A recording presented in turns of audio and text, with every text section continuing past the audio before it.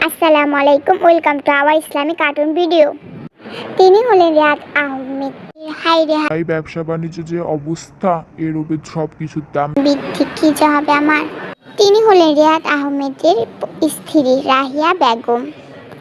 শুনছো, বাড়ির সকল বাজার শেষ হতে চলেছে। নষ্ট করে 2-3 দিন চালাতে পারবো, এর চেয়ে বেশি আমি আর চালাতে পারবো না। এই কারণে তোমাকে আগে থেকে বলে দিচ্ছি, কিছু বাজার করে নিয়ে আসো আগের থেকে, হলে 2 দিন পর না খেয়ে থাকতে হবে।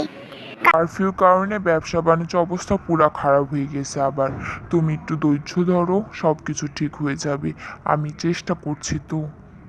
আমাদের তার কোনো প্রকার সাহায্য দিবে না সরকার। সরকার তো শুধু নিম্নবিত্তদের সাহায্য দেয়। বলো, এটি হলো রিয়াদ আহমেদ। যে ছোট মেয়ে রাইয়া, আব্বু আমার ভর্তির জন্য 4,500 বা 5,000 রাখতে পারে, তার আগের থেকে বলে রাখছি, আমার 2-3 দিনের মধ্যে টাকাটা জোগাড় করে দিও বাবা, নাহলে আমি কলেজে ভর্তি হতে পারবো না।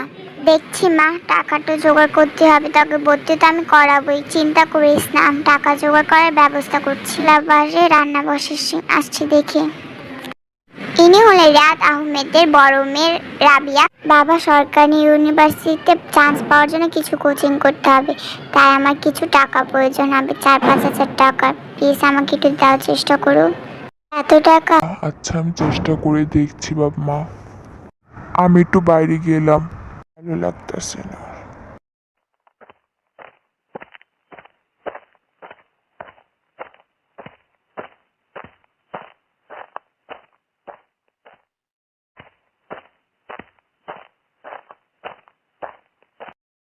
ও ভাই, এক কাপ চা দে তো।